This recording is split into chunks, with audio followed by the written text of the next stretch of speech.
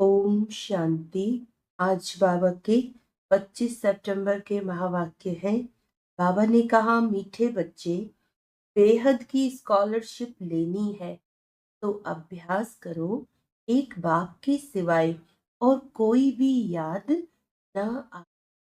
प्रश्न है, बाप का बनने के बाद भी यदि खुशी नहीं रहती है तो उसका कारण क्या है?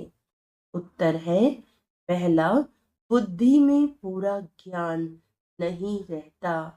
दूसरा, बाप को यथार्थ रीति याद नहीं करते।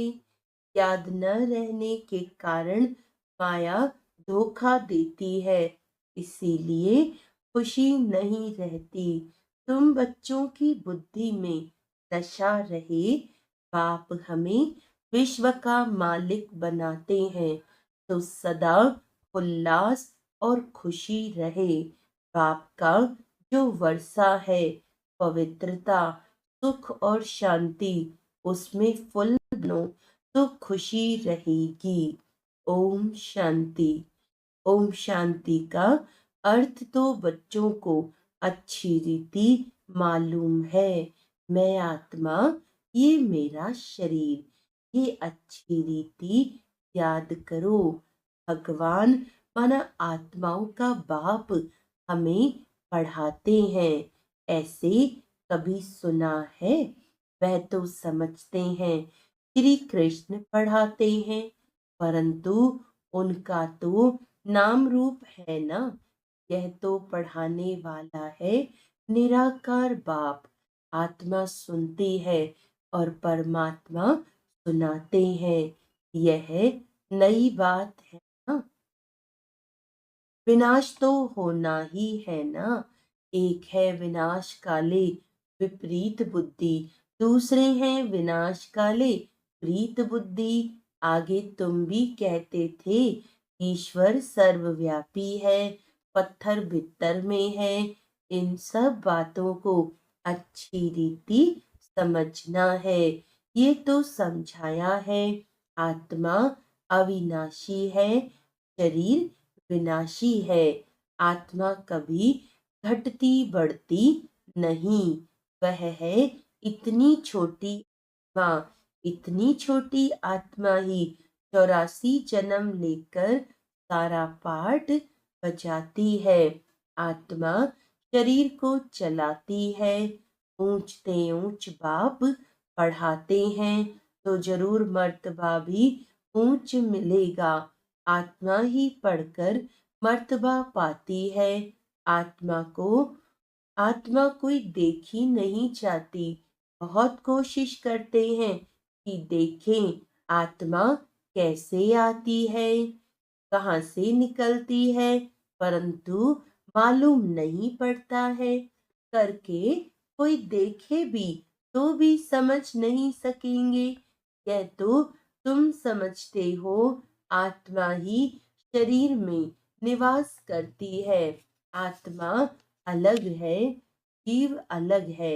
आत्मा छोटी बड़ी नहीं होती है, जीव छोटे से बड़ा होता है। आत्मा ही पतित और पावन बनती है। आत्मा ही बाप को बुलाती है, हे पतित आत्माओं को पावन बनाने वाले बाबा आओ। ये भी समझाया है सभी आत्माएं हैं ब्राइड्स, यानी सीताएं, और वह है राम ब्राइड ग्रूम एक। वो लोग फिर सभी को ब्राइड ग्रूम कह देते हैं। अब ब्राइड ग्रूम सब में प्रवेश करे, यह तो हो नहीं सकता। ये बुद्धि में उल्टा ज्ञान होने के कारण ही नीचे गिरते आए हैं, क्योंकि बहुत गिलानी करते, पाप करते, डिफेम करते हैं। पाप की बहुत भारी निंदा की है। बच्चे कभी बाप की गिलानी करेंगे क्या? परंतु आजकल बिगड़ते हैं तो बाप को भी गाली देने लगते हैं। यह तो है बेहद का बाप। आत्मा ही बेहद के बाप की गिलानी करती है। बाबा, आप कच्छमच्छ अवतार हो। श्री कृष्ण की भी गिलानी की है, प्राणियों को भगाया, यह किया, माखन चुराया। अब माखन आदि चुराने की उनको क्या दरकार पड़ी? कितने तमो प्रधान बुद्धि बन पड़े हैं। बाप कहते हैं, मैं आकर तुमको पावन बनाने की बहुत सहज युक्ति बताता हूँ। बाप ही पतित पावन सर्वशक्तिमान अथॉरिटी है। जैसे साधु संत आदि जो भी हैं, उनको शास्त्रों की अथॉरिटी कहते हैं। शंकराचार्य को भी वेदों शास्त्रों आदि की अथॉरिटी कहेंगे। उनका कितना भबका होता है। शिवाचार्य का तो कोई भबका नहीं, उनके साथ कोई पलटन नहीं। यह तो बैठ सभी वेदों शास्त्रों का सार सुनाते हैं। अगर शिव बाबा भबका दिखाए तो पहले इनका इन्हीं ब्रह्मा का भी भबका चाहिए, परंतु नहीं। आप कहते हैं, मैं तो तुम बच्चों का सर्वेंट हूँ। आप इनमें प्रवेश कर बच्चों को समझाते हैं कि बच्चे, तुम पतित बने हो, तुम पावन बन फिर 84 जन्मों के बाद पतित बन गए हो। इनकी ही हिस्ट्री ज्योग्राफी फिर से रिपीट होगी। इन्होंने ही 84 जन्म भोगे हैं। फिर उन्हें ही सतो प्रधान बनने की युक्ति बताते हैं। आप ही सर्वशक्तिमान है। ब्रह्मा द्वारा सभी वेदों शास्त्रों का सार समझाते हैं। चित्रों में ब्रह्मा को शास्त्र दिखाते हैं, परंतु वास्तव में शास्त्रों आदि की बात है नहीं। न बाबा के पास शास्त्र है, न इनके पास, न तुम्हारे पास शास्त्र है। यह तो तुमको नित्य नई नई बातें सुनाते हैं। यह तो जानते हो कि सभी भक्ति मार्ग के शास्त्र हैं। मैं कोई शास्त्र थोड़ी सुनाता हूँ, मैं तो तुमको मुख से सुनाता हूँ। तुमको राजयोग सिखाता हूँ, जिसका फिर भक्ति मार्ग में नाम गीता रख दिया है। मेरे पास वे तुम्हारे पास कोई गीता आदि है क्या? ये तो पढ़ाई है। पढ़ाई में अध्याय श्लोक आदि थोड़े ही होते हैं। मैं तुम बच्चों को पढ़ाता हूँ, हूबहू कल्प कल्प ऐसे ही पढ़ाता रहूंगा। इतनी सहज बात समझाता हूँ। अपने को आत्मा समझो। ये शरीर तो मिट्टी हो जाता है, आत्मा अविनाशी है। शरीर तो घड़ी घड़ी जलता रहता है। आत्मा एक शरीर छोड़ दूसरा लेती है। बाप कहते हैं, मैं तो एक ही बार आता हूँ। शिवरात्रि मनाते भी हैं। वास्तव में होना चाहिए शिव जयंती, परंतु जयंती कहने से माता के गर्भ से जन्म हो जाता है, इसीलिए शिवरात्रि कह देते हैं। द्वापर कलयुग की रात्रि में मेरे को ढूंढते हैं, कहते हैं सर्वव्यापी है, तो मेरे में भी तो तेरे में भी है ना, फिर धक्के क्यों खाते हो? एकदम किसी देवता से आसुरी संप्रदाय के बन जाते हैं। देवताएं कभी शराब पीते हैं क्या? वही आत्माएं फिर गिरी हैं तो शराब आदि पीने लग पड़ी हैं। आप कहते हैं, अब इस पुरानी दुनिया का विनाश भी जरूर होना है।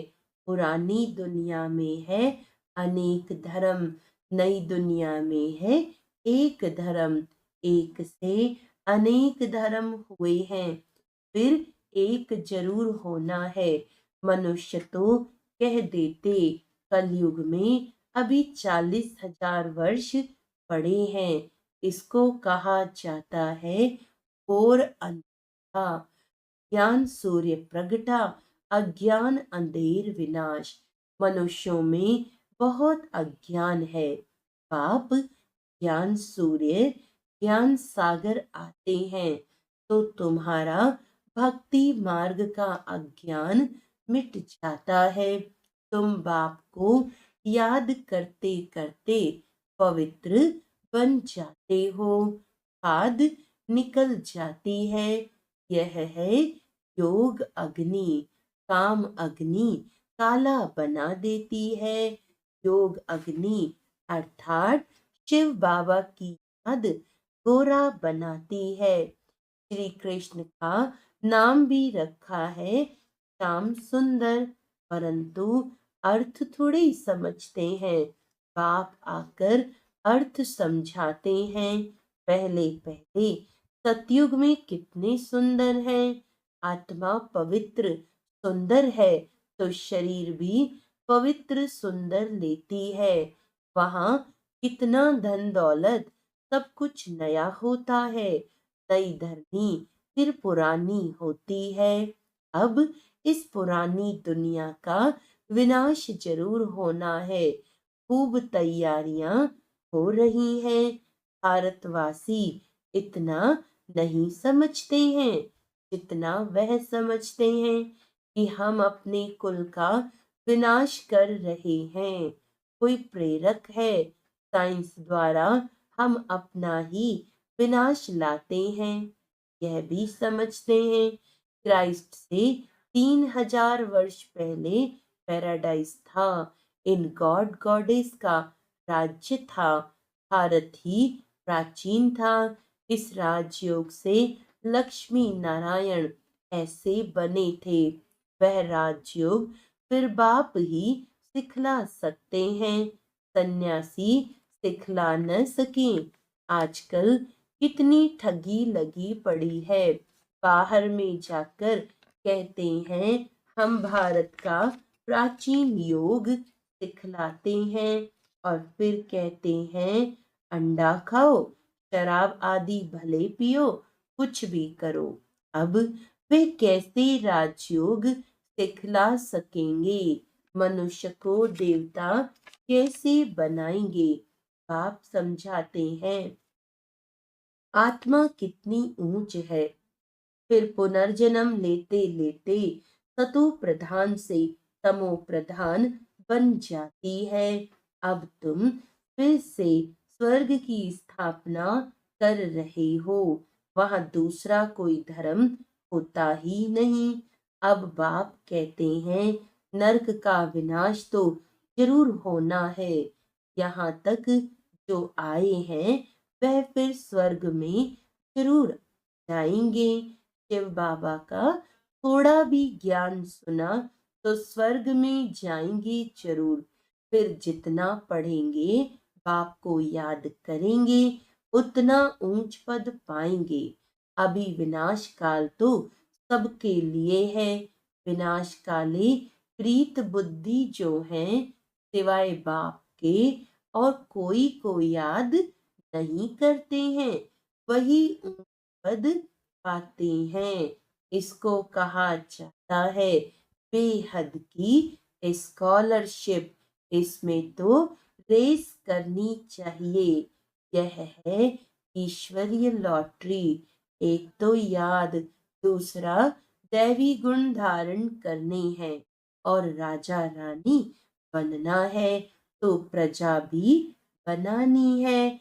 कोई बहुत प्रजा बनाते हैं, कोई कम प्रजा बनती है सर्विस से। म्यूजियम, प्रदर्शनी आदि में ढेर प्रजा बनती है। इस समय तुम पढ़ रहे हो, फिर सूर्यवंशी चंद्रवंशी डायनेस्टी में चले जाएंगे। यह है तुम ब्राह्मणों का कुल। बाप ब्राह्मण कुल एडॉप्ट कर उन्हों को पढ़ाते हैं। बाप कहते हैं मैं एक कुल और 2 डायनेस्टी बनाता हूँ। सूर्यवंशी महाराजा महारानी, चंद्रवंशी राजा रानी, इन्हों को कहेंगे डबल सिरताज। फिर बाद में जब विकारी राजाएं होते हैं तो उनको लाइट का ताज नहीं होता। उन डबल ताज वालों के मंदिर बनाकर उनको पूजते हैं, पवित्र के आगे माथा टेकते हैं। सतयुग में ये बातें होती नहीं। वह है ही पावन दुनिया, वहां पतित होते नहीं। उसको कहा जाता है सुख धाम, वाइसलेस वर्ल्ड। इसको कहा जाता है विशेष वर्ल्ड, एक भी पावन नहीं। सन्यासी घर बार छोड़ भागते हैं। राजा गोपी चंद का भी मिसाल है ना, तुम जानते हो। कोई भी मनुष्य एक दो को गति सदगति दे नहीं सकते हैं। सर्व का सदगति दाता मैं ही हूँ। मैं आकर सबको पावन बनाता हूँ। एक तो पवित्र बन शांति धाम चले जाएंगे और दूसरे पवित्र बन सुख धाम में जाएंगे। यह है अपवित्र दुख धाम। सतयुग में बीमारी आदि कुछ भी होती नहीं।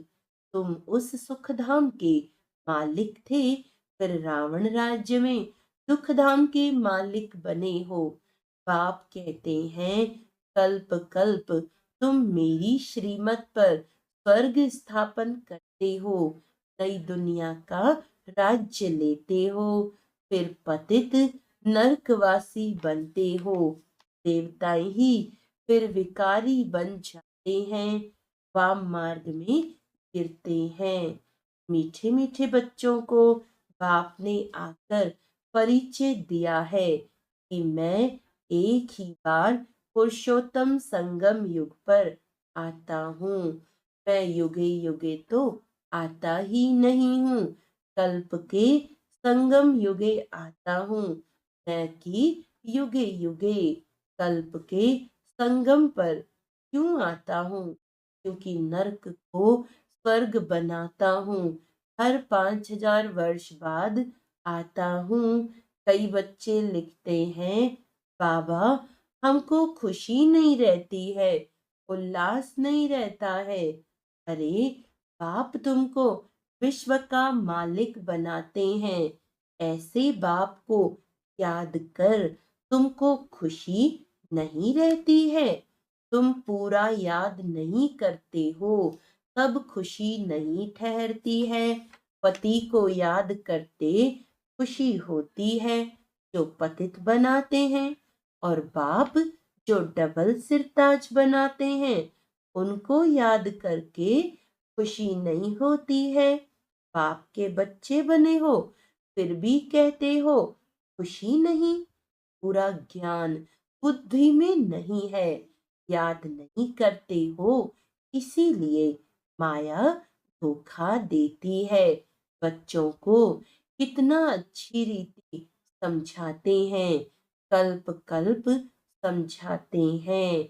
आत्माएं जो पत्थर बुद्धि बन पड़ी हैं उनको पारस बुद्धि देता हूँ। नॉलेजफुल बाप ही आकर नॉलेज देते हैं। वह हर बात में फुल है, प्योरिटी में फुल, प्यार में फुल। ज्ञान का सागर, सुख का सागर, प्यार का सागर है ना। ऐसे बाप से तुमको यह वर्ता मिलता है। ऐसा बनने के लिए ही तुम आते हो। बाकी वे सत्संग आदि तो सब हैं भक्ति मार्ग के, उनमें एम ऑब्जेक्ट कुछ भी है नहीं। इसको तो गीता पाठशाला कहा जाता है, वेद पाठशाला नहीं होती। से नर से नारायण बनते हो, जरूर बाप ही बनाएंगे ना। मनुष्य मनुष्य को देवता बना न सके। बाप बार बार बच्चों को समझाते हैं, बच्चे अपने को आत्मा समझो, तुम कोई देह थोड़े हो। आत्मा कहती है मैं एक देह छोड़ दूसरी लेती हूँ। अच्छा, मीठे मीठे सिकिलदे बच्चों प्रति माता पिता बाप दादा का याद प्यार और गुड मॉर्निंग। रूहानी बाप की रूहानी बच्चों को नमस्ते। हम रूहानी बच्चों की रूहानी बाप दादा को याद प्यार गुड मॉर्निंग। नमस्ते नमस्ते नमस्ते जी। धारणा के लिए मुख्य सार है, जैसे शिव बाबा का कोई भबका नहीं, सर्वेंट बन बच्चों को पढ़ाने के लिए आए हैं, ऐसे बाप समान अथॉरिटी होते हुए भी निरहंकारी बनना है, पावन बनकर पावन बनाने की सेवा करनी है। विनाश काल के समय ईश्वरी लॉटरी लेने के लिए प्रीत बुद्धि बन याद में रहने व दैवी गुणों को धारण करने की तेज करनी है। वरदान है, शुद्ध संकल्पों के घेराव द्वारा सेफ्टी का अनुभव करने और कराने वाले शक्तिशाली आत्मा भव। शक्तिशाली आत्मा वह है जो दृढ़ता की शक्ति द्वारा सेकंड से भी कम समय में व्यर्थ को समाप्त कर दे। शुद्ध संकल्प की शक्ति को पहचानो। एक शुद्ध व शक्तिशाली संकल्प बहुत कमाल कर सकता है। सिर्फ कोई भी दृढ़ संकल्प करो तो दृढ़ता सफलता को लाएगी। सबके लिए शुद्ध संकल्पों का बंधन घेराव ऐसा बांधो तो कोई थोड़ा कमजोर भी हो उनके लिए भी यह घेराव एक छत्र छाया बन जाए, सेफ्टी का साधन व किला बन जाए। स्लोगन है, सबसे श्रेष्ठ भाग्य उनका है जिन्हें डायरेक्ट भगवान द्वारा पालना, पढ़ाई और श्रेष्ठ जीवन की श्रीमत मिलती है। आज का अव्यक्त इशारा है, भक्तों को सर्व प्राप्ति कराने का आधार इच्छा मात्रम अविद्या की स्थिति है। जब स्वयं इच्छा मात्रम अविद्या हो जाती हो तब ही अन्य आत्माओं की सर्वेच्छाएं पूर्ण कर सकते हो। कोई भी इच्छाएं अपने प्रति नहीं रखो, लेकिन अन्य आत्माओं की इच्छाएं पूर्ण करने का सोचो तो स्वयं स्वतः ही संपन्न बन जाए। ओम शांति।